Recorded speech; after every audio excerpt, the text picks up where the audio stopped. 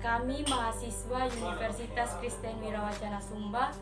Dalam video kali ini kami akan menjelaskan materi tentang biaya modal. Dan perkenalkan, nama saya Endang Riani, NIM 1121116. Dan saya Fenilia Rambuahi, NIM 1121111. Dan saya Suryani Keranca Kubul, NIM 1121110. Dan saya Armiati Kedege, NIM 1121115. Jadi yang pertama saya akan menjelaskan pengertian dari biaya modal. Jadi biaya modal itu adalah tingkat pendapatan yang dihasilkan dari suatu bisnis jika bisnis tersebut memilih suatu investasi yang memiliki tingkat risiko berimbang. Dengan begitu, biaya modal dapat diartikan sebagai biaya kesempatan yang telah hilang serta dana tersebut akan digunakan untuk melakukan investasi lain. Lalu yang berikutnya saya akan menjelaskan tujuan dari biaya modal. Yang pertama itu, perusahaan dapat mengetahui berapa banyak biaya yang harus dikeluarkan untuk mendanai investasi dan mendanai biaya operasional perusahaan. Yang kedua itu, memaksimalkan nilai perusahaan dengan cara meminimumkan biaya-biaya yang dikeluarkan oleh perusahaan. Lalu yang ketiga itu, mempermudah penentu keputusan penting seperti leasing dan modal kerja lainnya yang dilakukan oleh perusahaan. Lalu di sini saya menjelaskan tentang jenis biaya modal. Biaya modal ini dibedakan menjadi dua macam. Yang pertama ada biaya modal secara individu dan yang kedua ada biaya modal secara keseluruhan.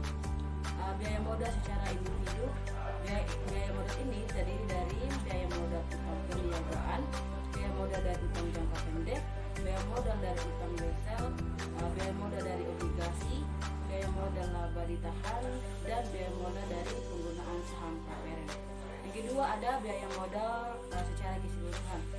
Jika perusahaan menggunakan beberapa sumber modal, maka biaya modal yang dihitung adalah biaya modal rata-rata terimbang dari seluruh modal yang digunakan atau bisa disebut dengan WACC. Dan selanjutnya saya akan menjelaskan manfaat dari biaya modal. Manfaat dari biaya modal itu ada beberapa, yaitu yang pertama, untuk memaksimalkan nilai perusahaan. Biaya-biaya harus diminimalkan termasuk biaya modal. Yang kedua, estimasi biaya modal diperlukan dalam pengambilan keputusan untuk menganggarkan modal. Yang ketiga, ada keputusan seperti leasing dan modal kerja juga membutuhkan estimasi biaya modal. Ada beberapa faktor yang mempengaruhi, antara lain yang pertama, keadaan umum perekonomian. Faktor ini dapat menentukan tingkat hasil tanpa risiko atau tingkat bebas risiko. Yang kedua, daya jual saham perusahaan.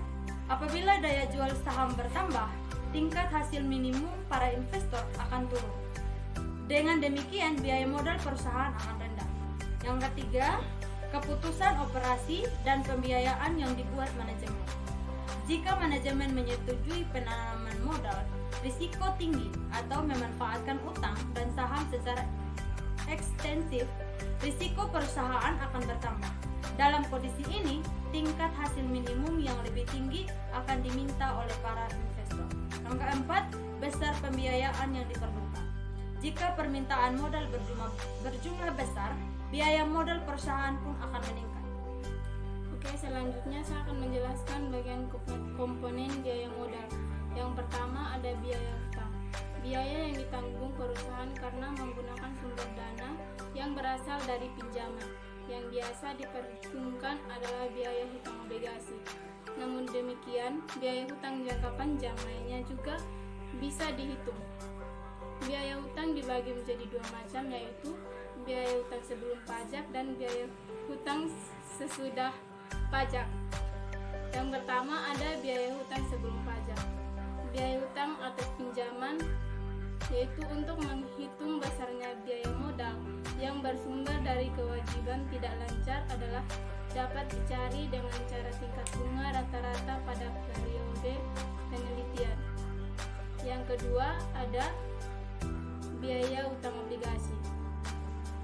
Biaya utang sebelum pajak merupakan besarnya tingkat hasil internal atau arus kas obligasi, yaitu perhitungan biaya utang sebelum pajak adalah mengacu pada model penilaian obligasi. Dalam konteks analisis biaya utang obligasi berdasarkan diri pada pasarnya, dengan demikian saldo nilai pasar utang obligasi bersih. Yang kedua, biaya utang setelah pajak. Konsep biaya utang yang digunakan adalah biaya utang setelah pajak. Hal ini didasarkan pada argumen bahwa perusahaan yang menggunakan sebagian sumber dananya dari utang akan terkena kewajiban membayar bunga. Nah, bunga di sini merupakan salah satu bentuk beban bagi perusahaan. Dengan adanya beban bunga ini akan menyebabkan besarnya pembayaran pajak penghasilan menjadi berkurang. Yang berikut ada biaya saham preferen. Saham preferen adalah surat bukti kepemilikan saham yang memberikan penghasilan tetap berupa dividen yang besarnya telah ditentukan presentasinya terhadap harga sahamnya. Nah, saham ini sering disebut sebagai modal saham semi utang karena sifatnya yang memberikan penghasilan tetap, yakni dividen akan dibayarkan walaupun perusahaan dalam kondisi rugi.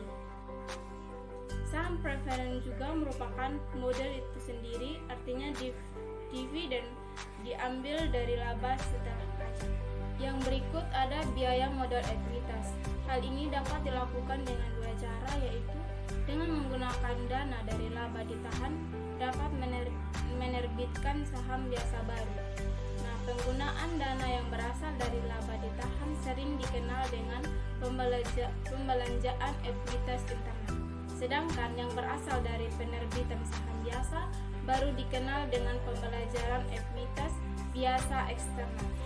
Nah, di sini ada biaya ekuitas dalam perusahaan dibagi menjadi dua, yaitu yang pertama ada biaya laba ditahan.